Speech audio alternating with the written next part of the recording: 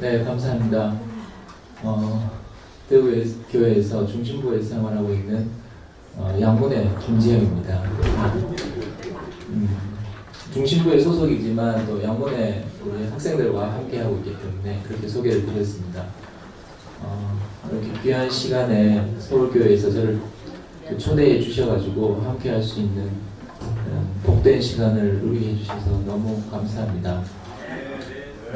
오늘 특별히 또 제가 이 옷을 이렇게 여미고 있다가 이렇게 좀 풀었는데 제가 이걸 조금 자랑을 하려고 아까 전에 우리 세훈이 형님 아버님 기석규 아버님께서 저한테 이 목걸이를 걸어주시면서 형제는 꼭 이제 예수만 말하고 또 십자가만 이야기하라고 그렇게 당부 기도를 해주셨습니다. 저희 아버지 살아계실 때도 아버지하고 갑장이 어르신인데 늘 기도해 주시고 제가 잘 알고 있습니다. 또 저를 위해서까지 또 기도하시고 늘 사랑과 격려를 이렇게 지켜봐 주신다고 생각할 때 너무 감사하고 제가 오늘 드릴 말씀처럼 정말 오직 십자가, 오직 주님만 증거하는 사람으로 살기를 소원합니다. 오늘 말씀은 이사야서에 나타난 소명과 소원이라는 제목으로 말씀을 드리려고 합니다. 제가 읽을 성경 본문은 이사야서 6장 1절에서 8절까지입니다. 우시야 왕이 죽던 해에 내가 본즉 주께서 높이 들린 보좌에 앉으셨는데 그의 옷자락은 성전에 가득하였고 스랍들이 모시고 섰는데 각기 6 날개가 있어 그 둘로는 자기 얼굴을 가리었고 그 둘로는 자기 발을 가리었고 그 둘로는 날며 서로 불러 이르되 거룩하다 거룩하다 거룩하다 만군의 여호와여 그의 영광이 온 땅에 충만하도다 하더라. 이같이 화답하는 자의 소리로 말미암아 문지방의 터가 요동하며 성전의 연기가 충만한지라. 그때 내가 말하되 하로다 나여 망하게 되었도다. 나는 입술이 부정한 사람이요 나는 입술이 부정한 백성 중에 거주하면서 만군의 여호와이신 왕을 배웠음이로다 하였더라. 그때 그 스랍 중에 하나가 부젓가락으로 제단에서 집은 바 핀 숯을 손에 가지고 내게로 날아와서 그것을 내 입술에 대며 이르되 보라 이것이 내 입에 닿았으니 내 악이 제하여졌고 내 죄가 사하여졌느냐 하더라. 내가 또 주의 목소리를 들으니 주께서 이르시되 내가 누구를 보내며 누가 우리를 위하여 갈고 하시니 그때 내가 이르되 내가 여기 있나이다 나를 보내소서 하였더니. 여기까지입니다. 이사야서는 이제 이스라엘의 선지자이죠. 이사야서를 읽어보면 이제 1장에서 5장까지 이사야는 그 이스라엘 하나님의 백성의 상태가 거역하고 또 죄악을 저지르며 부패가 가득한 것을 보고 크게 낙심하여 꾸짖는 것을 계속하고 있습니다. 이스라엘의 상태는 너무나 부정적이었고 또 절망적이었던 것이죠. 그런데 이사야 6장에 와서 갑자기 내가 본즉 다른 것을 보게 됩니다. 이사야 선지자가 다른 것을 보게 되는데 그것은 무엇인가 하면 오늘 읽은 대로 현실이 어떠하든지 간에 하나님은 높은 보좌에 앉아 계신다는 것을 본 것이죠. 마치 폭풍우가 칠 때 이 땅 위에는 바람이 불고 비가 내리고 물이 흘러 넘치고 난리가 났는데 구름을 뚫고 하늘로 올라가면 그 해가 환하게 비치고 바람 한 점 없고 아주 모요하고 맑은 아름다운 하늘이 펼쳐져 있는 것처럼 이스라엘의 현실이 비록 절망적이고 정말 부정적이었지만 하나님은 높은 보좌에 앉아 계신다. 그의 영광이 거룩한 영광이 온 땅에 충만한 것을 보게 된 것입니다. 1장에서 5장까지는 이사야의 눈에 그게 보이지 않았습니다. 그러니까 끊임없이 불평과 불만과 부정을 내놓을 수밖에 없었습니다. 그런데 이 6장에 와서 하나님의 영광이 보이게 된 것입니다. 옷자락이 성전에 가득하고 거룩한 영광이 온 땅에 충만한 이 이상을 보게 된 것입니다. 비로소 이사야는 이제 선지자로서 나설 수 있게 되는 것이죠. 그때 이사야가 뭐라고 말하는가 하면 5장에 보면 나여 망하게 되었도다. 자기가 망했다는 거죠. 이제 망했다. 요즘 우리 학생들이 폭망이라는 말을 씁니다. 폭망. 폭삭 망했다. 완전히 망했다. 폭망이라는 말을 쓰거든요. 폭망. 이제 폭망이라는 거죠. 완전히 망했다. 나는 망했다. 자기가 이제 망한 것이 아니고 나는 망한 자였다. 나는 끝났구나. 나는 완전히 졌고 패배했고 끝났고 망했다는 것을 이제 그때 깨닫게 되었다는 것입니다. 새롭게 망하게 된 것이 아니고 그 영광을 볼 때, 그 이상을 보게 되었을 때 자기는 망한 자였다는 것을 깨닫게 되었다는 것입니다. 그리고 말하기를 나는 입술이 부정한 사람이요 나는 입술이 부정한 백성 중에 거주했습니다. 그렇게 말을 합니다. 그 입술이 부정했다. 그는 끊임없이 부정을 말하는 사람이었습니다. 안 된다. 이게 뭐냐? 하나님이 지으신 백성이 이게 뭐고 하나님이 지으신 사람이 이게 뭐냐? 자기는 좀 그래도 괜찮은 사람이었죠. 어쩌면 이 말을 하는 이사야는 그 중에서는 그래도 굉장히 거룩한 선지자였기 때문에 아마 이렇게 말을 했을 것입니다. 어떻게 이렇게 하나님께 거열을 하고 죄악과 부패가 가득한가? 이렇게 말을 했다는 것이죠. 그런데 내 입술이 부정했습니다. 라고 말한 것은 내가 하는 모든 말이 다 쓸데없는 말이었고 잘못되었습니다. 그렇게 고백을 하는 것이죠. 그러면서 나는 입술이 부정한 백성 중에 거주했다. 그렇게 말합니다. 자기 입술이 부정했다. 그런 개인적인 회개를 하고 있는 것이기도 하지만 입술이 부정한 백성 중에 거했다는 것이죠. 그 말은 뭐냐 하면 백성들이 다 입술이 부정하고 자기도 입술이 부정하다는 것입니다. 그러니까 이 백성이 있는 이 나라, 이 세계, 이사야가 보고 있는 이 현실 가운데서 이사야는 자기는 고결하고 뛰어나고 잘났고 잘하고 있다고 생각하기 때문에 자기는 이롭다고 생각하기 때문에 비판을 했던 것이죠. 이 백성이 왜 이렇습니까? 하나님의 백성이 이래서 되겠습니까? 이 사람들은 다 멸망받을 것입니다. 이렇게 말을 하고 있었다는 것이죠. 그런데 그 영광을 보고 이사야가 말하기를 이 백성들이 입술이 부정한 자들이고 나도 입술이 부정합니다. 나는 이 백성과 전혀 다를 바가 없는 사람으로 자기를 발견된 것이죠. 그러니까 이것은 개인적인 고백이나 간증이라기보다는 하나님의 영광, 높이 들린 보좌에 있는 하나님의 영광에 비해서 우리의 현실, 나와 내 이 백성들이 전부 다 부정한 가운데 있고 이것이 망한 것이다 라는 것을 깨닫고 고백하게 되었다고 할 수가 있습니다. 그러니까 내가 뭐 잘하니 못하니 이런 것이 아닙니다. 내가 잘했을 때는 또 못할 수도 있고 못했을 때는 또 잘할 수도 있겠죠. 그렇지만 이 말씀은 부정한 백성, 입술이 부정한 백성 중에 거하면서 절대로 우리는 긍정을 말할 수 없고 하나님의 영광을 표현할 수가 없는 것이죠. 이제 내 입술은 내가 잘하느냐 못하느냐의 문제가 아니고 내 입술이 완전히 부정함으로 드러남으로 말미암아서 내 자신이 부정함으로 드러남으로 말미암아서 내가 있는 이 온 세계, 나의 모든 생각과 계획과 모든 이 세계가 부정하게 드러남으로 말미암아서 한 세계가 완전히 끝나고 망했다는 것을 이사야는 고백하고 있는 것입니다. 자, 그때에 그 스랍은 이제 천사라고 생각하면 되겠습니다. 천사가 날아와서 그 제단에서 수치, 벌겋게 된 수치겠죠. 그것을 들고 날아와서 이사야의 입술에 되었다는 것입니다.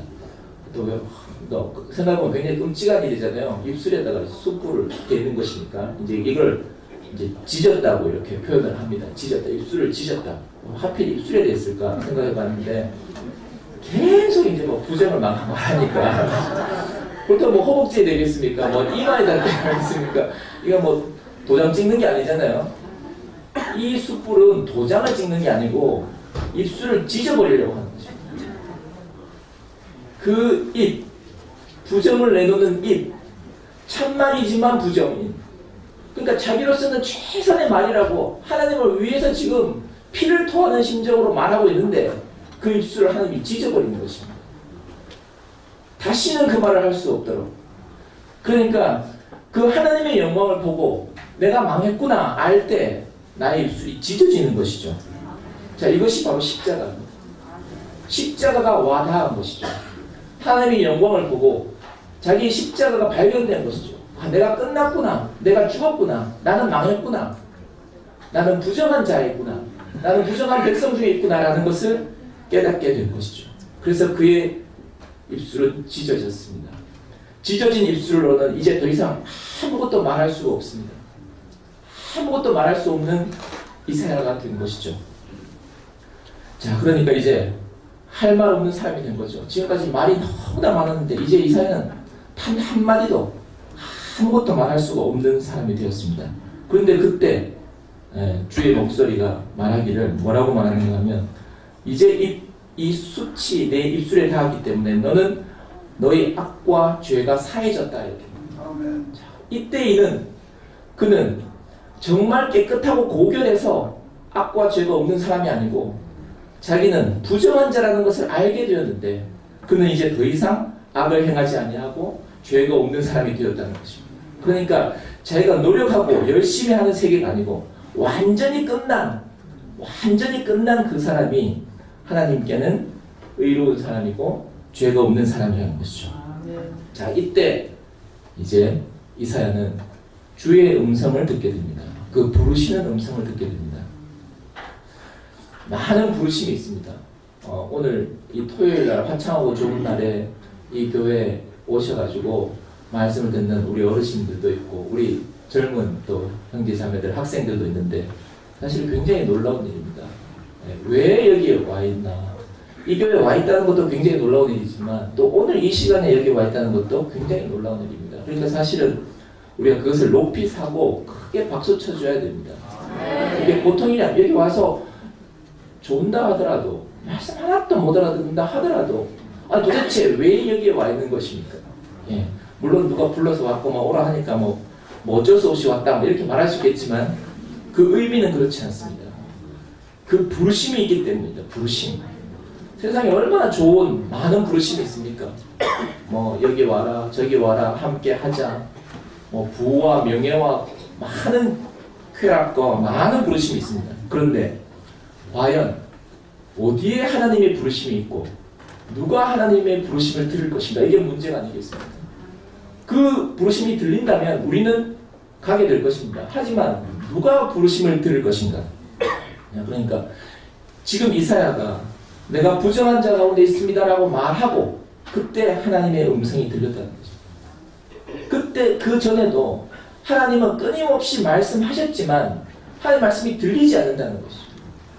하나님이 왜 말씀을 안 하셨겠습니까? 말씀은 끊임없이 선포되고 있지만 부정한 자 가운데서 부정한 입술로서 끊임없이 불만을 얘기하고 있는 이 이사야에게 어떻게 하나님의 음성이 들리겠냐는 것이죠.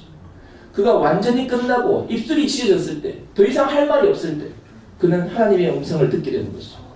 내 목소리가 끝나지 않으면 하나님 목소리 절대로 들리지 않습니다. 내가 할 말이 있을 때 목사님과 형제자매들의 이야기는 들리지 않습니다. 내 이야기를 해야 되니까. 그런데 내 얘기가 완전히 끝나고 나는 아무 할 말이 없는 사람이다 할 때 간증이 들리고 말씀이 들리고 하나님의 부르심이 들리는 것입니다. 끝나고 시작하는 곳에서 끝나고 시작한 사람이 말씀을 듣는 것입니다. 자, 이 부르심의 내용이 무엇인가? 이 내용은 아까 우리 본문에 읽은 것처럼 8절에 있습니다. 내가 누구를 보내며 누가 우리를 위하여 갈고. 자, 이것은 하나님의 음성입니다. 하나님이 우리를 부를 때 하나님이 우리를 왜 부르는가? 하나님이 이사야에게 지금 무엇이라고 말하고 있나? 입술을 찢은 다음에 그 이사야에게 하나님이 뭐라고 말씀을 하시는가 하면 내가 누구를 보내면 누가 우리를 위하여 갈고. 이사야 네가 나를 위해서 좀 갈래? 이렇게 말하지 않습니다. 내가 누구를 위하여 누구를 보내고 누가 나 갈까? 보내는데 가야 말이지. 그러니까 누구를 보낼지 누구 보내지 도대체? 자, 여기 많은 사람들이 있습니다. 제가 예를 들었으면 누구를 보내지? 누구를 보내지? 왜 이렇게 말하겠습니까? 아무도 보낼 만한 사람이 없습니다.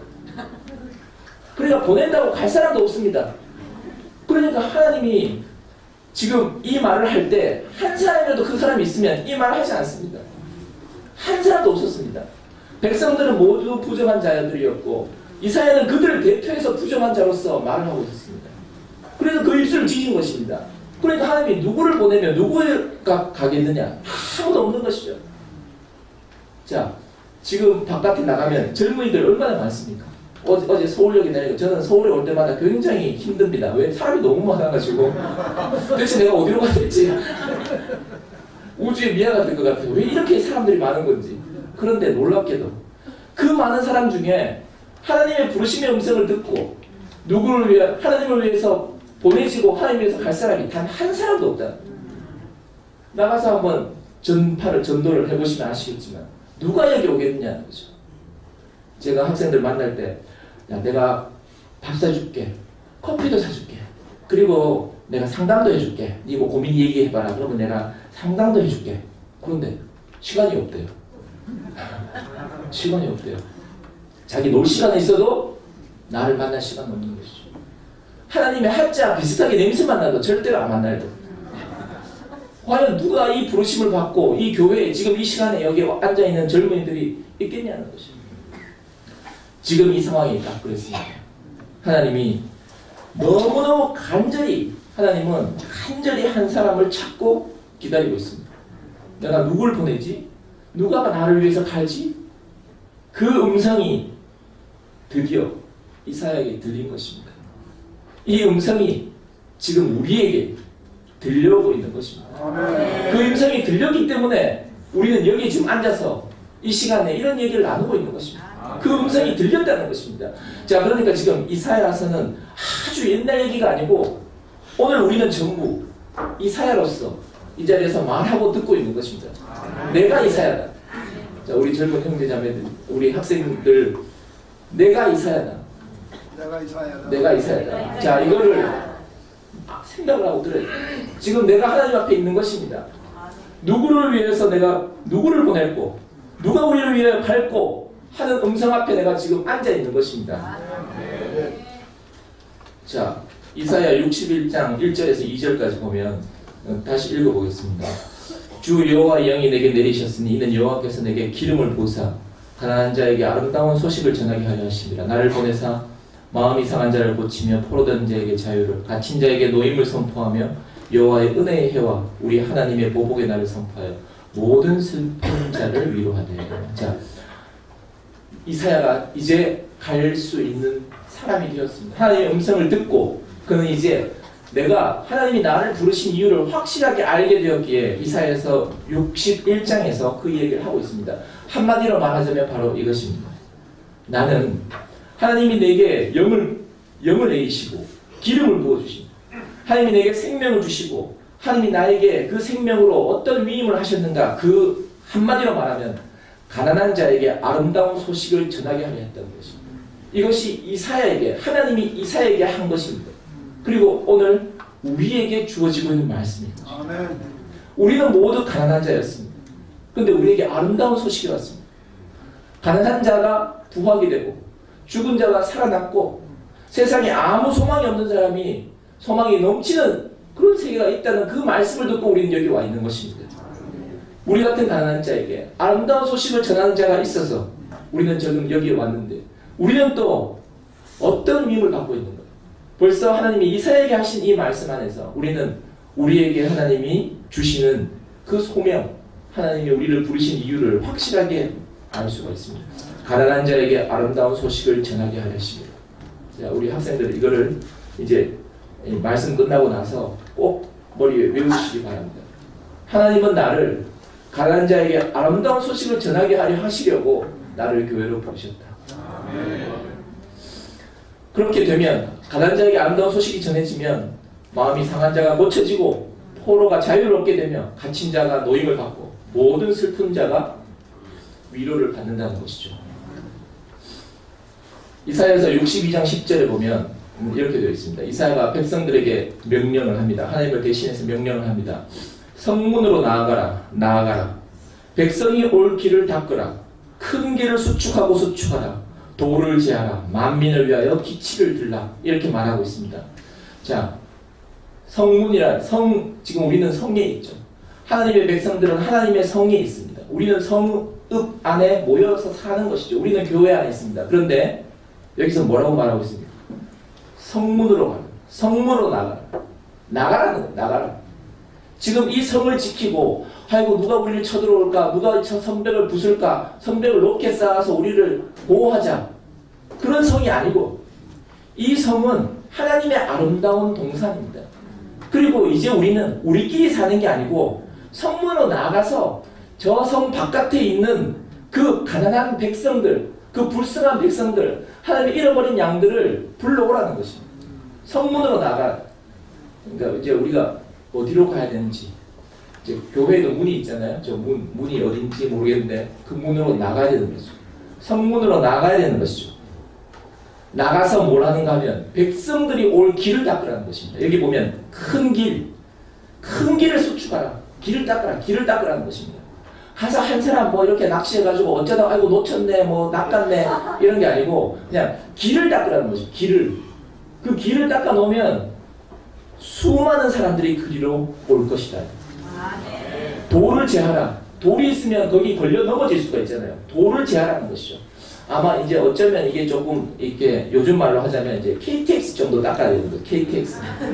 KTX가 이제 이게 자전거가 갈 때는 좀 울퉁불퉁해도 막 비틀비틀하면서 가면 됩니다. 근데 KTX가 온다고 생각하면 거기에 이 돌멩이 하나도 있으면 안 됩니다. 그죠? 그 돌멩이 좀 큰 사고가 날 거 아니겠습니까?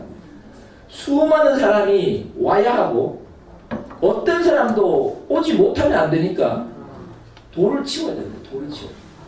우리의 지경을 우리 안으로 들어올 수 있는 그 문을 확장하고 열지 않으면 안 됩니다. 누구나 들어올 수 있도록. 그러니까 큰 길을 닫고 돌을 제하라. 만민을 위하여 기치를 다. 모든 백성들을 위해서 기치라는 것은 이제 군대에서 쓰는 깃발입니다. 이 깃발이 있어야 여기에 모이고 행진도 하고 이렇게 되는 거예요. 깃발이 있어야 됩니다. 아무도 없는데 어디로 모이겠습니까? 깃발을 내걸라는 것이죠. 뭐라고? 이리로 오라고. 이리로 오라고. 이것이 바로 그리스도 구원의 깃발이고 영광의 깃발입니다. 이 깃발 아래로 모든 사람이 다 와서 그 밑에 모일 때까지 멈추지 말고 쉬지 말라. 이 이사야서 62장에 성벽의 파수꾼 얘기가 나옵니다. 파수꾼. 그것이 바로 쉬지 않고 조용히 있지 마라. 쉬지 않고 계속 쉽게 말하면 떠들라 이거죠. 이사야는 입술이 찢어진 사람입니다. 근데 이제는 지금까지 모든 말은 입 닥쳐 숯불로 찢어버리고 이제는 쉬지 않고 외치라는 것입니다. 언제까지? 이 깃발 아래로 이 세상 모든 사람이 다 모여들 때까지. 이것이 하나님이 이사야에게 보여준 것이고 이사야가 백성들에게 말한 것입니다. 오늘날 우리에게 하는 하나님의 말씀입니다. 교회는 이 세상, 이미 망해버린 세상, 부정한 이것을 심판하고 새하늘과 새 땅, 즉 어린 양의 나라, 하나님의 나라를 창조하는 것입니다. 이제 우리가 이 세계를 창조하는 것이고 모든 사람들을 다 이하도록 우리는 불러들여서 하나님 나라를 이 땅에 건축하는 것입니다. 소명이란 말은 영어로는 이제 콜링이라고 합니다. 그냥 부른다는 말이죠. 그러니까 소명이란 말은 부르심이라는 뜻입니다. 자, 지금 이제 이렇게 우리 세상에서는 소명이 이제 어떤 직업이라든지 소명의식이라고 하면 굉장히 의미 있는 일을 하는 그런 의식을 말하는 것을 이렇게 조금 이렇게 일반화돼서 그렇게 쓰이고 있지만 원래의 소명이라는 것은 부르심입니다. 제가 아까 말씀드린 것처럼 많은 세상에 부르심이 있지만 하나님의 부르심에는 반드시 목적이 있습니다. 그 목적은 하나님을 대신하여서 우리를 살게 하는 것, 세상에게 복을 베풀고 세상 사람들을 다 하나님 나라로 이끄는 것이 하나님이 우리에게 주신 위임이고 이것이 바로 그리스도 기름 부음의 내용입니다. 그러니까 소명은 바로 그리스도입니다. 자, 이것이 우리 인생의 목적입니다. 우리를 지으시고 우리를 부르고 구원하시고 우리를 양육하신 것은 우리를 잘 먹고 잘 살게 하려고 우리가 불쌍해서 우리 한 사람 그냥 구원한 것이 아니고 바로 이 목적과 위임을 위해서 부르셨습니다. 그러니까 만약 이 소명이라는 이 부르심의 목적이 없다면 우리 인생은 아무것도 아닙니다. 우리는 이것을 위해서 먹고 사는 것입니다. 자, 교회는 무엇입니까? 교회는 뭐 친한 사람들이 모이는 친목회가 아니고 무슨 사업을 하기 위해서 모이는 사업체가 아닙니다. 그렇다고 죽고 천당 가기 위해서는 천당 대기소 당연히 아니죠. 뭐 내가 마음이 좀 심란하니까 교회 와서 마음을 좀 다져. 마음 수련원이 아닙니다. 내 행복이나 내 평안을 찾기 위해서 교회에 오고 있다는 것은 처음에 초보는 될 수 있지만 우리는 더 나아가지 않으면 안 됩니다. 교회는 수단이 아니고 목적입니다. 우리는 교회를 위해 부름받았지 내가 교회를 이용할 수는 없습니다. 이용하기 위한 교회는 이 세상에 널려 있습니다. 우리 교회보다 딴 교회가 훨씬 더 좋을지도 모릅니다. 자, 그래서 우리 이제 학생들이 흔히 하는 말이 먹기 위해 사냐, 살기 위해 먹느냐. 그런데 먹기 위해 산다 해도 살기 위해 먹는다 해도 그 산다는 것이 아무것도 없습니다. 그냥 동물적으로 사는 것밖에 없으니까 먹기 위해 산다 해도 살기 위해 먹는다 해도 아무 의미가 없습니다. 삶이 없다는 것이죠. 삶이 없다는 건 뭐냐 하면 우리 목적이 없다는 거예요. 내 인생에 목적이 없기 때문에 내 삶도 없는 것이죠. 그러니까 그냥 먹고 노는 것밖에 없습니다. 그 좋은 의미의 먹고 노는 게 아니고 세상에서 그냥 배를 채우고 그냥 쾌락을 누리고 그냥 내 만족을 위해 사는 것밖에 없다는 것이죠. 그러니까 인생에 목적이 없는 인생은 얼마나 불행한 인생입니까? 방향이 없다면 향방 없이 휘두른단 말이죠. 뭐 눈 감고 고투를 하면 어떻게 한 방도 못 치겠죠. 번번이 우리는 실패할 수밖에 없을 것입니다. 머리가 없다면 우리는 정말로 아무리 노력해도 우리는 목적지로 갈 수가 없고 아무 의미 없는 인생이 될 것입니다. 그러니까 이 소명이라는 것, 부르심이라는 것, 그 부르심의 목적이라는 것이 우리 인생의 모든 것입니다. 이것을 분명하게 알지 않으면 안 됩니다. 자, 이 부르심에는 그 능력으로 하나님께 쓰일 수 있는 게 아닙니다. 하나님은 능력 있는 사람을 부르시는 게 아닙니다. 하나님은 그 하나님께 쓰일 수 있는 위치, 그 존재를 부르십니다. 자, 그러니까 하나님이 쓰실 수 있는 사람이 있다. 하나님이 쓸 수 없는 사람이 있고 하나님이 쓸 수 있는 사람이 있다는 것을 알아야 됩니다. 오늘 우리가 본 그 이사야, 입술이 찢어진 이사야, 이 사람이 하나님이 쓸 수 있는 사람이고 하나님이 보낼 수 있는 사람이고 하나님을 말할 수 있는 사람입니다. 자, 이제 우리는 그런 사람이 되어야 하는 것입니다. 내가 능력이 없어서 하나님께 못 쓰인다 이런 건 없습니다. 나는 의지가 약해, 나는 노력을 못해, 그래서 나는 교회 생활 못하겠다, 그래서 하나님께 못 쓰겠다 이런 건 없습니다. 그건 큰 착각입니다. 내 목적과 내 계획과 그런 계획이 있어서 못 쓰는 것이죠. 내가 잘나서 못 쓰는 것이고 내가 똑똑해서 못 쓰는 것이고 내가 정의로워서 못 쓰는 것이죠. 내가 모든 것이 끝나서 아무 할 말이 없는 입술이 찢어진 사람, 내 자신에 대해서 아무 할 말이 없는 그 입술이 부정한 사람이 되었을 때, 그것을 깨닫게 되었을 때 하나님이 쓰신다는 것입니다. 하나님의 부르심을 받을 수 있다는 것입니다. 자, 이 내용이 이제 이사야의 소명이라는 그런 내용입니다. 그런데 저는 여기서 이제 한 단계 더 나가서 제 개인적인 것을 좀 말씀드리려고 하는데, 이사야는 부르심을 받았는데 여기에는 반드시 뭐가 필요하고 하면 서원이 필요합니다. 서원이라는 것은 맹세하고 서약한다 그런 뜻입니다. 우리가 하나님께 맹세하지 말라 이런 말인데 그건 세상 맹세를 말합니다. 그런데 하나님 앞에 맹세한다는 것은 하나님이 서원 부르셨을 때, 즉 서원, 우리를 부르셨을 때 그 부르심에 응답해야 한다는 것입니다. 내가 누구를 위하여 보낼고 할 때 예하는 사람이 필요합니다. 대답을 해야 됩니다. 대답. 그래서 이제 아멘 하는 거죠, 그죠? 졸고 있다가도 아멘 할 포인트 찾아서 아멘을 잘 해야 됩니다.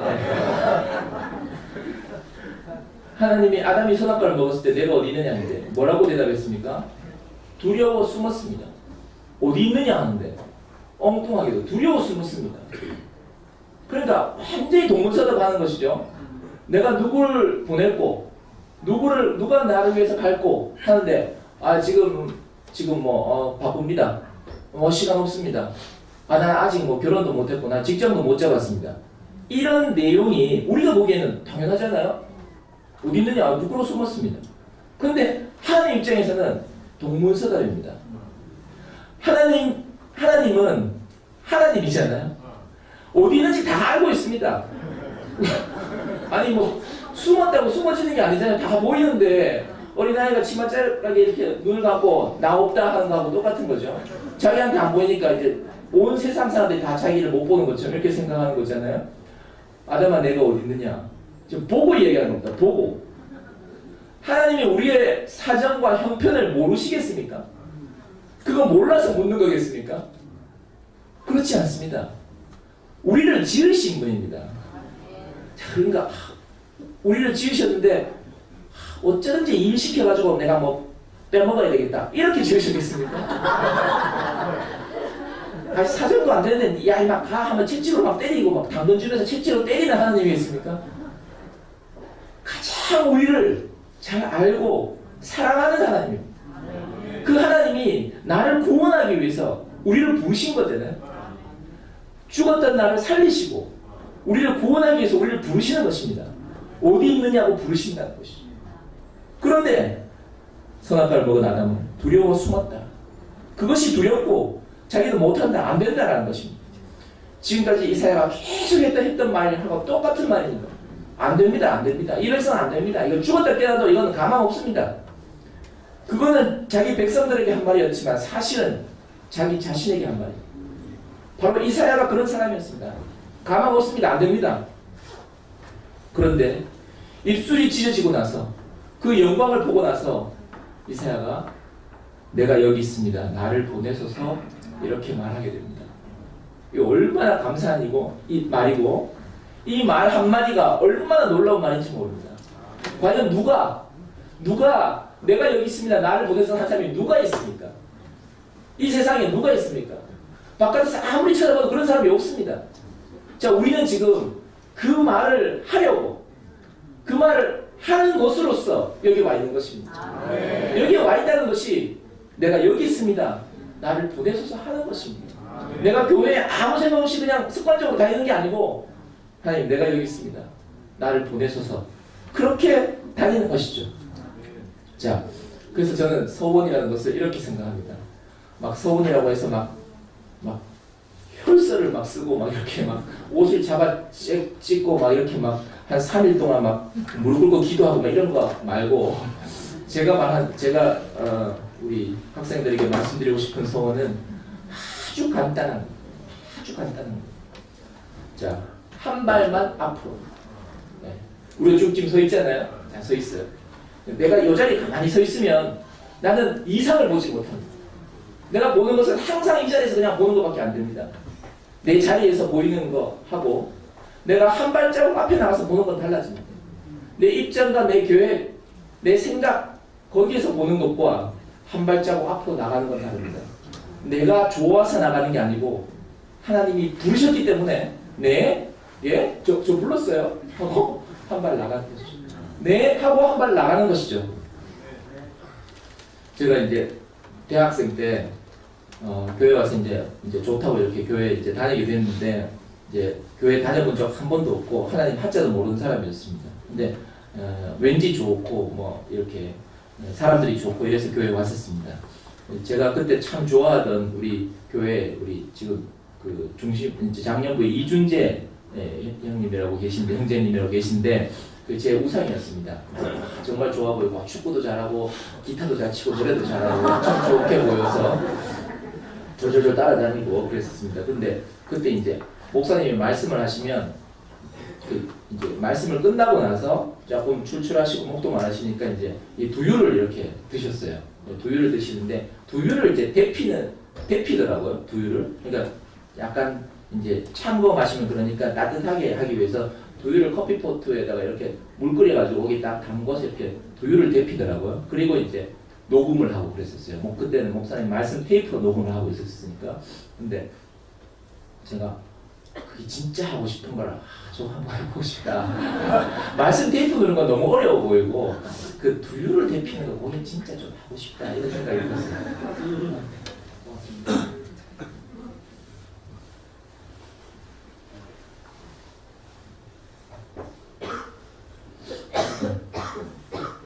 그래서 어느 날 준지현 저 그거 다 한 번만 해보면 안 돼요? 그랬어요. 그러니까 그럼 해보라 그러니까 가볍게 말했어요. 그래서 내가 가슴이 두근두근하면서 이거를 잘해야 되는데 하면서 고대를 이렇게 하는데 그게 이제 굉장히 좀 사실 쉽지가 않아요. 왜냐하면 목사님이 말씀을 하다가 이제 딱 마치고 기도를 딱 하잖아요. 그때 온도가 딱 이렇게 먹기 딱 좋아야 되거든요. 너무 뜨거워도 안 되고 미지근해도 안 되잖아요. 그러니까 이거를 딱 보고 있다가 이제 말씀은 안 듣고 이제 언제 마치나. 그때는 이제 말씀을 하다가 기도하고 또 말씀하고 또 기도하고 막 그러셨던 때였어요. 그러니까 말씀하다 갑자기 막 목사님이 막 찬송가를 막 불러요. 그러니까 이 타이밍을 잘 맞춰야 되는 거죠. 예, 눈치 그래가지고 이렇게 하다가 나중에는 이제 요령이 늘어가지고 이걸 뜨겁게 해가지고 이게 탁 안에 탁 이렇게 데피는 거지. 체온으로. 그럼 36.5도 딱 하면 언제라도 딱 되잖아. 이걸 내가 이제 발견한 거죠. 이건 준재형이 못하는 걸 내가 발견했다. 스스로 굉장히 자부심을 느끼고 굉장히 기분 좋아하면서 그러고 있었어요. 그런데 이제 준재형이 그때 이제 대학원 공부를 하고 해야 되니까 이제 교회 못 나오게 될 이런 형편이 되어가지고 저보고 이제 녹음을 하라는 거예요. 그래서 뭐 또 배워가지고 누르고 이제 뒤집고 이렇게 했죠. 그것도 이제 끊기면 안 되니까 목사님 딱 테이프 딱 보고 있다가 딱 끝날 때 가면 탁 누르고 탁 또 뒤집고 이러다가 엄청 빨리 해서 그 끊기는 많이 쪘거든요. 엄청 빨리 해서 그때는 뭐 이중을 하고 이런 시스템이 없었으니까 그냥 이거 탁 뒤집는 걸 굉장히 빨리 해야 되거든요. 그걸 연습을 하고 막 연습을 해가지고 그래서 진짜 빨리 이 정도면 됐다. 그렇게 녹음을 한 게 대학생 때 한 번도 빠지지 않고 목사님 말씀을 들을 수 있게 됩니다. 아니 그러니까 못 알아듣는데 그냥 하여튼 말씀하실 때는 나는 무조건 있는 거예요. 단 한 번도 빠진 적 없이 있는 거죠. 그 얼마나 감사하고 좋은 일이에요. 그런데 그러다가 어떻게 되지? 제가 병원 생활한다고 한동안 교회를 못 다니고 방황하기도 하고 그러다가 다시 어디로 돌아오는가 하면 이제 교회 방송실로 다시 돌아오는 거죠. 이 말씀 목사님 말씀을 잘 나오게 하고 맞추는 이게 뭐 별것 아니라도 그래도 누군가는 해야 되고 그걸 내가 하게 되는 거죠. 근데 그걸 한다는 말은 뭐냐면 목사님 말씀이 선포되는 하나님 말씀이 선포되는 그 자리에 나는 반드시 있다는 거죠. 그러니까 얼마나 좋은 일이에요. 언젠가 목사님이 우리 교회에도 방송국이 있었으면 좋겠다. 나도 방송국이 정말 있으면 좋겠다. 얼마나 좋을까. 버스를 탔는데 라디오에서 목사님 말씀이 나온다. 라디오 채널을 켰는데 우리 한성형님 말씀이 나온다. 얼마나 좋을까. 그런 꿈을 꾸면서 그래 언젠가 우리는 그렇게 돼야 돼. 우리 그렇게 될 거야. 그런데 그 시작은 말이죠. 그 두유를 데피고 싶다라는 곳에서 흐르고 흘러서 지금 10년, 20년이 지나서 저는 지금 제가 만지는 믹서기는 몇 천만 원짜리거든요. 그리고 이건 제 차 몇 배나 비싼 거예요. 그런 거를 만지. 그게 가라오케에서 뭐 이렇게 그죠? 뭐 이렇게 술 먹고 주정하는 그런 소리를 맞추는 게 아니라 하나님 말씀이 조금이라도 더 선명하게 전달되도록 하는 것은 굉장히 의미 있는 일이잖아요. 그럼 나한테 있어서 굉장히 복이 되는 일이잖아요. 그러니까 시작은 아무것도 아닌 일로 시작하는 거지. 처음부터 우리가 무슨 이사야처럼 흰옷 입고 여기 나갈 수는 없잖아요. 아무것도 아닌 일로 한 발 앞으로 시작됩니다. 그 한 발 앞으로 그것이 내게는 아무것도 아니지만 부르신 이에게는 너무나 소중합니다. 그래서 저는 교회 안에서 그 어떤 것을 봉사하거나 어떤 일을 하는 사람들에게 그 사람들을 정말 박수를 쳐주고 존경하고 크게 높이세요.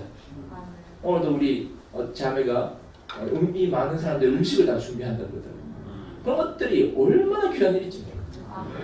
그건 그냥 돈으로 주면 간단하게 해결되잖아요. 하지만 이게 그런 문제가 아닌 거죠. 물론 뭐 돈을 좀 아끼기 위해서 그런 것이기도 하지만 그게 마음이 있어야 하는 거지. 마음이 없다면 누가 그러겠냐. 두유를 데피고 싶은 거 근데 그럼 뭐 집에서 두유 혼자 데펴 먹지. 그런 문제가 아니잖아요. 내가 무엇인가를 이 교회 안에서 내가 하나님 나라는 것도 잘 모르지만 하여튼 이 안에서 무엇이라도 내가 보탬이 되고 무엇이라도 내가 좋으니까 뭐라도 하고 싶다. 하다못해 내가 떨어진 휴지 한 장이라도 내가 주고 싶다 하는 그 작은 마음이 사실은 이사야가 세상 앞에 서는 것과 다를 바가 없다는 것입니다. 그러니까 세상 일은 큰 일이 있고 작은 일이 있지만 하나님이 하시는 일은 능력의 문제가 아니고 논리의 문제가 아니고 크고 작은 문제가 전혀 아닙니다. 얼마나 귀한 일인지 과거의 역전 늪은 얼마나 귀한 것인지 모릅니다. 꼭 돈을 많이 내야 헌금인가? 그렇지 않습니다. 그러니까 능력이나 노력이 아닌 하나님의 생명이 우리에게 있어서 하나님이 우리의 성원을 갚게 하실 것이요. 성원은 내가 갚아야지 이런 게 아닙니다. 제가 무슨 두유대필 때 은혜를 갚아야지 하면서 두유대필겠습니까? 그냥 내가 좋아서 한 것이죠. 그런데 그 좋아서 했다는 것, 그것이 중요해요. 그러니까 안 좋은 일은 교회에서 하실 필요가 없습니다. 그럼 아무도 그러신 분이 없는데 내가 힘들고 어렵고 고통스럽고 막 억지로 그렇게 할 필요 없습니다. 힘들면 안 하셔도 돼요. 좀 쉬어도 됩니다. 하나님이 내게 좋은 것을 주셔서 그 좋은 것을 인해서 내가 무엇인가를 할 때 그 일이 편안하고 아름답게 되는 것이죠. 야곱이 소원을 합니다. 베델에서 돌베개를 베고 나서 내가 여기 다시 와서 하나님이 저를 짓겠습니다. 그런데 야곱은 한 번도 소원을 생각해 본 적이 없습니다. 그런데 하나님은 군대를 동원해서라도 야곱을 돌아오게 하십니다. 왜? 하나님은 야곱의 소원을 귀중하게 여기시기 때문에. 야곱이 아니라면 누가 하나님을 짓겠습니까? 왜? 그 당시 인류가 몇 명이었는지 모르겠는데 그 많은 사람 중에서 아무도 그 소원을 한 사람이 없습니다. 한 발자국 앞으로 나온 사람이 한 사람도 없었던 거죠. 근데 야곱이 한 발자국, 아니 반 발자국 앞에 나온 것이죠. 까맣게 잊어버렸다 할지라도 하나님은 절대로 잊을 수가 없습니다. 왜? 오직 그것만 생각하고 있어요. 야곱의 일거수일투족을 지켜보면서 오직 그 소원을 이룰 때까지 하나님은 그를 지키시고 놓지 않으시고 자기 군대를 동원해서라도 그를 보호하시는 것이죠. 결국 그 땅에 돌아와서 이스라엘 백성이 건축될 때까지 수많은 역사를 지날 때까지 하나님은 오직 그 야곱의 소원 그것을 기억하신 거죠. 그러니까 그 야곱의 소원은 얼마나 소중한 것입니까? 그러니까 제가 어떤 우리 교회 자매님이 저보고 그러더라고요. 나는 네가 저보다 나이가 한참 많으신 장님 부모님이시는데 나는 네가 대학생 때 하나님 위해 쓰이고 싶다고 소원한 것을 기억한다. 그럼 몇 번이나 얘기를 하셔. 근데 깜짝 놀랐어요. 나는 그런 소원한 적이 없는데 나 그런 말 한 적이 없는 것 같은데 나 아무 기억도 없는데 그런데 누가 기억해요? 그 누님이 기억하는 거죠. 하나님이 기억하시는 거죠. 하나님이 내게 생명을 주셔서 어떻게 해서라도 하나님은 그것을 이루고 싶은 거죠. 그 소원 갚기를 게을리하지 말고 더디하지 마라. 속히 갚으라. 왜? 우리 인생이 짧으니까. 내 살아있는 동안에 하나님께 내가 했던 약속과 소원을 그것을 돌려받기를 기뻐하시고 기다리신다는 것이죠. 또 한 발 앞으로 가면 된다는데 또 한 가지는 또 이렇게 말하고 싶습니다. 손만 들면 된다. 손만 들면 된다. 내가 여기 있다고 손만 들면 됩니다. 하나님 저도 그렇게 하고 싶다고 손만 들면 됩니다. 목사님이 제가 대학생 때 목사님이 어떤 우리 교회 의사분에게 말씀하신 게 있어요. 의대생한테는 의사가 가야 전도가 된다. 의대생들이 하도 콧대가 높아가지고 아무 말도 안 듣는다. 거만해가지고 그러니까 의사가 가야 말을 듣는다. 이 말씀을 하시는 것을 저는 등 뒤에서 들었어요. 목사님이 그 형제에게 말하는 것을 나는 그때 제가 의대생이었어요. 근데 내가 그때 손을 들었어요. 목사님, 제가 나중에 의사가 된다면 내가 의대생에 가겠습니다. 손을 들어요. 손을. 저 일은 내게 맡겼습니다. 목사님은 그 사람에게 했지만 저건 내가 내 일로 내가 받아들여. 자, 누가 할래? 그냥 손만 대면 돼. 내가 하겠습니다. 목사님이 교회와 방송국과 학교를 세워야 된다. 속으로 그랬습니다. 목사님, 제가 하겠습니다. 방송국과 학교, 제가 하겠습니다. 이건 능력의 문제가 아니고 막 내가 무슨 계획을 치밀하게 세워서 언제까지 돈을 뭐 1억 벌고 10억 벌고 100억 벌고 이런 문제가 아니고 그 하나님이 하려고 하는 그것, 목사님이 하고 싶어하는 그것, 형제 자매들이 바라고 교회가 바라는 그것, 나도 그것이 되길 원합니다. 나도 정말 그렇게 되었으면 좋겠습니다. 내가 그것을 위해서 어떻게 쓰일지 모르겠지만 나도 조금이라도 그렇게 쓰였으면 좋겠습니다 라고 손을 드는 거예요. 내가 뭐가 잘나서 그런 게 아닙니다. 나는 아무 자격이 없는 사람입니다. 제가 한동안 방황을 하고 2008년도에 다시 의대생들을 만나러 가게 됐습니다. 그때 제가 자격이 있어서 간 게 아닙니다. 저는 진짜로 말씀을 하나도 몰랐습니다. 그냥 하는 말이 아니고 제가 처음 학생들을 만날 때 한 반년 동안 내 인생 얘기만 했습니다. 하나님 믿지도 않는 모르는 학생한테 어떻게 교회를 얘기를 하나, 어떻게 하나님 나라를 얘기하나 해서 내 반년 동안 내 얘기를 했습니다. 그리고 많이 친해지고 나서 우리 성경 공부 좀 할까 이래서 좋다 하자. 그래서 제가 창세기 1장 1절을 그때 처음으로 펴들었습니다. 태초에 하나님이 천지를 창조하시니라. 무슨 말인지 제가 모르잖아요. 아무것도 모르잖아요. 그래서 목사님 말씀 자 이때 거 또 목사님 말씀 여기도 있네 여기도 있네 3개 4개를 놓고 줄 거 가면서 벌벌벌 떨면서 자 오늘 야 큰일 났다 지금 오늘 저녁에 가서 학생들 만나야 되는데 큰일 났다 하면서 그렇게 공부를 해가지고 가서 이야기를 했습니다. 자 그렇게 얘기한 게 제가 창세기를 처음으로 목사의 말씀을 보는 계기가 됩니다. 만약 학생들을 만나지 않았더라면 저는 하나님 말씀을 절대로 볼 사람이 아닙니다. 저는 철저히 그냥 내 중심적인 사람이고 내 그냥 먹고 사는 거 그것만 생각하지 내가 뭐 누구를 위해서 무엇을 위해서 할 사람이 아닙니다. 아무 자격이 없었지만 그냥 단지 왠지 모르게 내가 지금 나가지 않으면 안 될 것 같다. 왜? 나가지 않는다면 내 인생은 망한 인생입니다. 내 입술은 부정한 자가 어디 있습니까? 나는 아무 할 말도 없고 내가 만약 학생을 만나러 나가지 않는다면 나는 오늘 집에서 뭘 할 것인가? 같이 있는 아무것도 내가 발견할 수 없고 같이 있는 아무것도 할 게 없으니까 그냥 나가지 않으면 된다. 어쨌든 그냥 하여튼 무조건 나는 나가지 않으면 안 된다. 그러니까 내가 자격이 있어서 나가는 게 아니고 자격이 없는 사람으로서 나가는 것이죠. 아무것도 할 수 없는 사람으로 나가는 것이죠. 그런데 하나님이 다 준비해 주시고 준비해 놓으셨다. 제가 말씀 공부를 열심히 해서 말씀을 알게 된 게 아니고 이미 하나님은 나를 지으시고 구원하시고 모든 축복을 다 주셨더라고요. 나는 몰랐죠. 근데 나가서 말씀을 하다 보니까 알게 된 것이죠. 말씀을 하면서 하나님이 나를 어떻게 지으셨는지 하나님이 나를 어떻게 사랑하시는지 하나님이 나를 어떻게 구원하시는지를 내가 학생들에게 말을 하게 되는 것이죠. 어떨 때는 학생이 졸고 있어요. 졸고 있는데 졸고 있다고 야 자지 말라고 깨울 수는 없잖아요. 계속 이야기를 하는 것이죠. 마음을 다해서 언제 저다가 깨어날지도 모르잖아요. 깨어났는데 오 하면서 또 그때 마음 다스릴 수는 없잖아요. 그 사람과 아무 상관없이 나는 하나님이 내게 주신 복을 표현해야 되는 것이죠.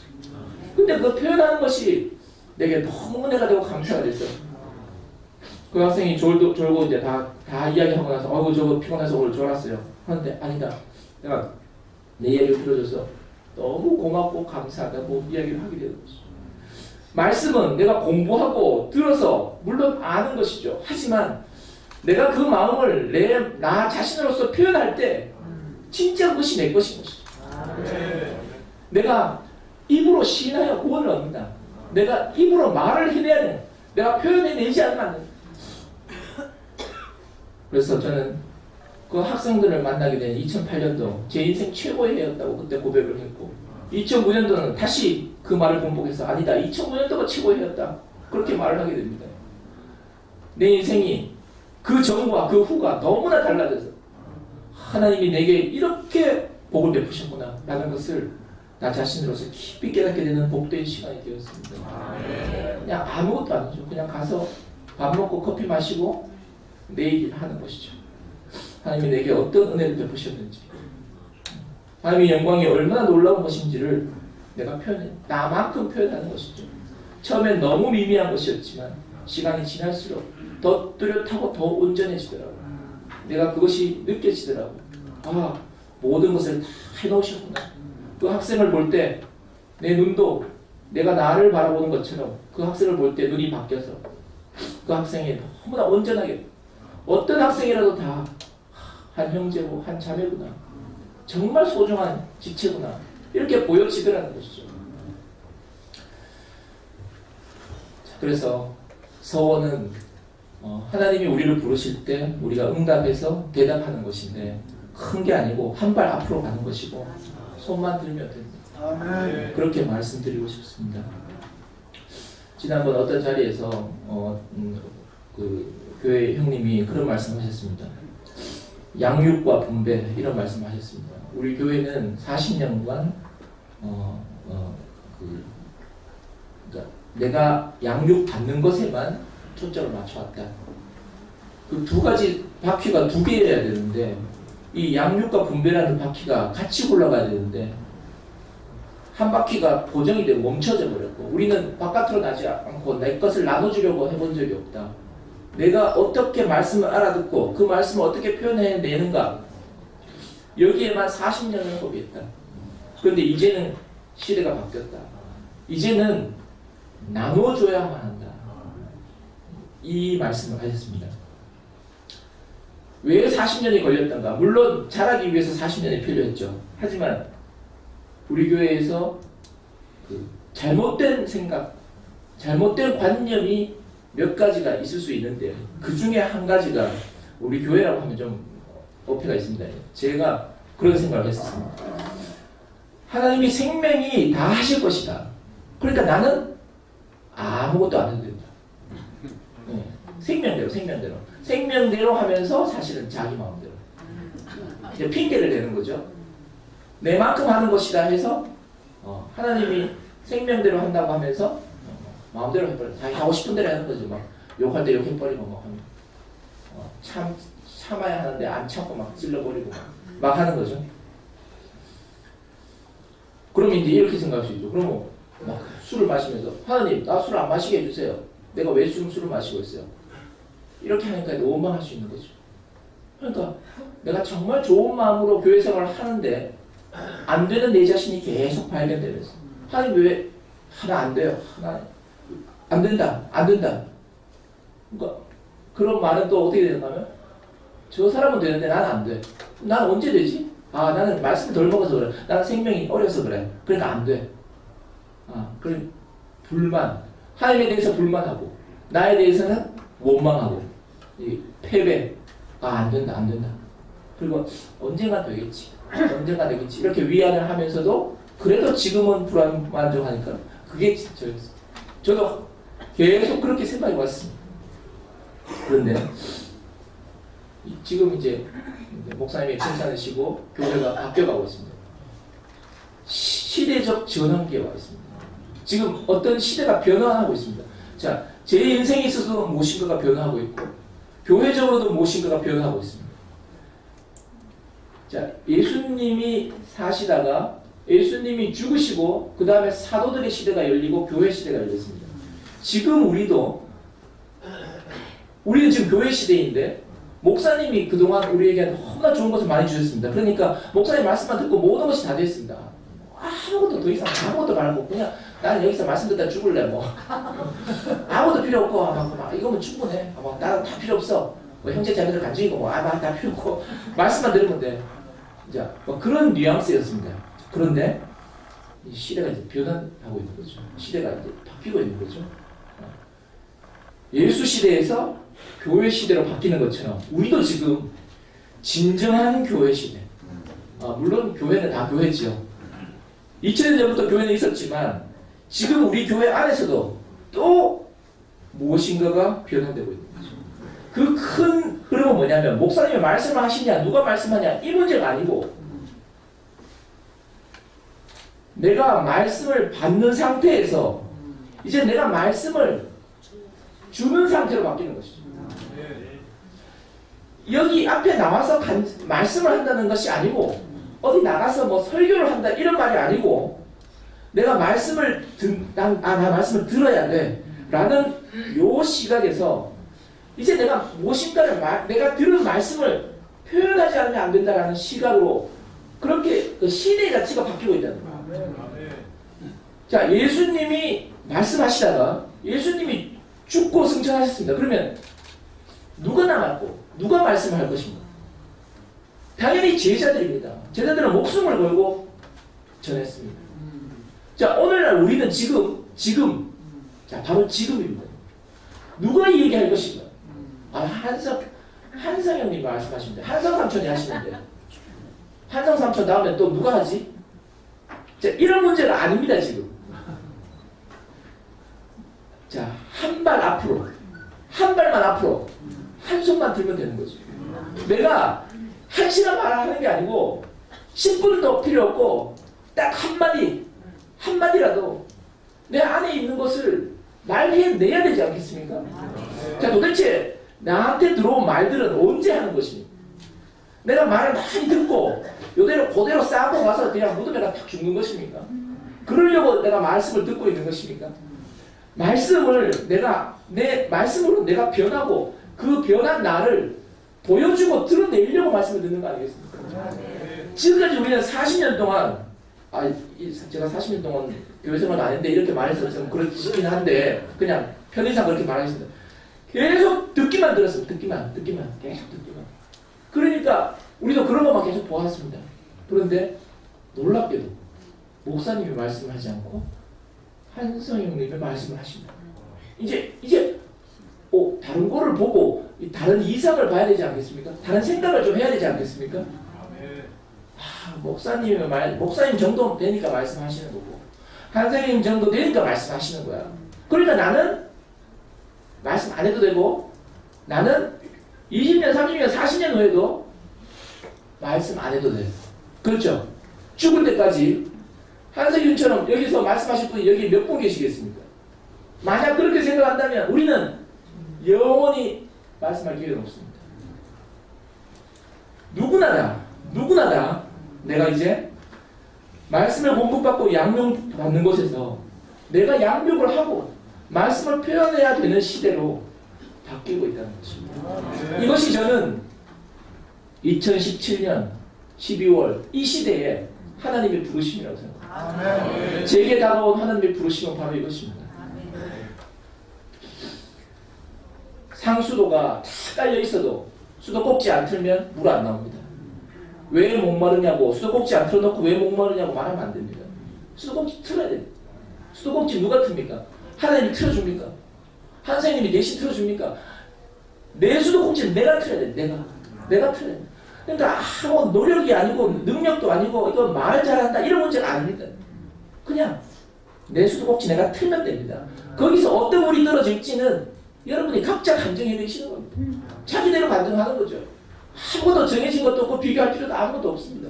나는 말을 못한다. 나는 돈 버느라고 바쁘다. 나는 뭐 직장도 없다. 나는 못생겼다. 나는 건강이 안 좋다. 도대체 어떤 것이 이유가 됩니까? 하나님은 그런 것으로 우리를 쓰시는 분이 아니라는 거죠. 입술이 부정한 자 가운데 있습니다. 이 이사야를 하나님이 쓰시는 것이죠. 수도꼭지 틀기만 틀면 하나님의 무궁한 풍성을 우리는 마음껏 누릴 수 있게 됩니다. 목사님이 시가 완성되었다고 했습니다. 시가 완성되었다. 목사님의 시가 완성되었나 보다. 난 아직 완성이 안 되는데 난 시도 없는데 어쩌란 말이야. 시도 없는데 빨리 그 시 좀 주세요. 빨리 목사님 회복하셔서 빨리 나오셔서 아직 시 덜 받았어요. 시 더 받아야 돼. 언제까지? 목사님이 말씀하시는 시가 완성되라는 것은 저는 감히 그렇게 해석합니다. 목사님 개인적인 시가를 말하는 게 아니고 교회를 보고 하시는 말씀입니다. 지금 교회를 보고 그 씨가 뿌려져서 열매가 돼서 과수원이 되었으니까 이제 씨가 완성되었다고 합니다. 씨는 열매 안에서 완성되는 것이죠. 목사님은 우리 교회 안에서 완성되신 것이죠. 그러니까 씨가 완성되었다는 것은 이 교회가 이제 뿌려진 씨로 완성되었다는 거예요. 열매가 다 익었다는 것이죠. 자, 저는 그래서 감히 이렇게 해석합니다. 씨가 완성되었다는 것은 재영아, 이제 네가 완성되었으니까 더 달라고 하지 말고 이제 가서 뿌려라. 뿌려라. 밭에 가서 뿌릴 때가 됐다는 것입니다. 목사님은 지금 씨를 심으셔서 교회라는 과수원을 얻으신 것이고 열매를 얻으신 것이에요. 열매를 얻었기 때문에 목사님은 할 일을 다 하신 것입니다. 더 뭐를 해달라고 우리가 하겠습니까? 그 씨가 완성되어서 열매가 되었는데 이제 그 열매가 땅에 떨어지기만 하면 수많은 30배, 60배, 100배 목사님이 하신 것보다 더 큰 일을 우리가 하게 될 것입니다. 예수 그리스도가 하신 것보다 더 큰 일을 교회가 하게 될 것입니다. 그 일에 대해서 나 한 사람은 아무것도 아니지만 나는 목사님의 씨보다 나는 비교도 안 돼서 눈에 보이지도 않는 씨일 수 있겠지만 교회는 열매고 과수원이라는 것입니다. 그러니까 목사님 말씀하신 씨가 완성되었다는 것이 우리에게 얼마나 무한한 자긍심을 주는 말입니까? 이제 가서 뿌리면 된다. 아, 난 안 돼요. 안 돼요. 그래서 입술이 지려진 것입니다. 그래서 십자가가 필요한 거죠. 안 된다는 말 하나님 말하겠죠. 닥쳐라 이놈 하면서 닥쳐라 이놈 하면서 십자가를 받아내는 입술에다 찢은 것입니다. 요한복음 4장 35절에서 너희가 넉 달이 지나야 추수할 때가 이르겠다 하지 않냐냐. 내가 너희에게 이르노니 눈을 들어 밭을 보라. 휘어져 추수하게 되었도다. 예수님이 사마리아 여자를 만나고 나서 제자들이 왔는데 양식을 이야기하니까 나에게 너희들이 모르는 양식이 있다 하면서 이 말씀을 하셨습니다. 제자들의 눈에 보이지 않는 양식, 제자들이 모르는 양식을 예수님은 가지고 있었고 다 제자들이 보는데 아니 아직도 아직 안 되는데요. 안 된다고. 제자들이 안 된다고 했어요. 예수님은 너희들이 보기에는 넉 달이 남았다고 하지만 내가 보기에는 추수할 때가 되었다고 합니다. 무엇이 진실입니까? 무엇이 진실입니까? 제자들의 세계는 항상 넉 달이 남았습니다. 넉 달이 남았습니다. 이사야가 부정한 가운데 있던 그 넉 달이 항상 있는 것입니다. 이 넉 달로 우리 인생을 채워서 되겠습니까? 눈을 들어 밭을 보라. 휘어져 추수할 때가 되었다. 고작 예수님이 한 사람 사마리아 여자를 구원해놓고 그렇게 말씀합니다. 한 사람 구원해놓고 온 세상을 다 얻은 것처럼 다 추수할 때가 되었다. 자, 그런데 안 된다. 나는 안 돼. 교회는 안 돼. 아, 세상 안 돼. 뭐 어떻게 된단 말이야? 어떻게 우리 교회 사람들이 다 어떻게 온단 말이야? 주님은 그런 얘기를 하고 있는 게 아니고 이사야가 본 이상은 그런 것이 아니었습니다. 우리에게 눈이 열려 그 이상을 보게 되기를 바랍니다. 휘어져 추수할 때가 되었구나. 이제 다 열매로 우리가 다 그냥 추수만 하면 되는구나. 하나님은 추수한 일꾼이 없다. 추수할 것은 많은데 추수할 일꾼이 없다. 누가 누구를 보냈고 누가 가겠느냐. 내가 아무 자격이 없는 사람이지만 주님 할만하시거든 저를 보내주시옵소서. 제가 여기 있습니다. 저를 보내소서. 이렇게 말하는 사람으로 하루를 살아가기 원합니다. 그 기도를 가슴에 새긴 사람. 내가 지금 못 나갈 수도 있고 못 나가는 사람일 수도 있습니다. 아무것도 안 하고 꼼짝 않고 그냥 숨만 쌕쌕 쉬고 있는 사람일 수도 있습니다. 하지만 내 마음 안에 하나님이 부르심에 대한 그 소원으로서 그 기도를 우리가 늘 하는 사람으로 그렇게 하기 원합니다. 주님을 찬양합니다. 기도하고 마치겠습니다. 감사하신 아버지 하나님, 하나님께서 우리를 거룩한 목적 안에서 지으시고 갈 바를 알지 못해 방황하는 우리를 존귀한 일을 위해 쓰시고자 교회로 불러주신 것을 감사합니다. 우리는 모두 부정한 곳에서 부정한 자들로 살아왔습니다. 우리를 위해서는 아무 할 말이 없고 우리 자신의 계획이나 생각이 아무 소용이 없게 되었습니다. 이러한 우리를 주님의 십자가로 깨끗게 하시고 주님의 영광을 교회 안에서 보여주셨습니다. 이제 우리가 함께 일어서서 하나님 앞에 서원하기 원합니다. 우리가 여기 있으니 우리를 써주시기 바랍니다. 가난한 자들에게 아름다운 소식을 전하는 이 복된 일을 위해 우리를 헌신하기 원합니다. 주 예수님 이름으로 기도드렸습니다. 아멘.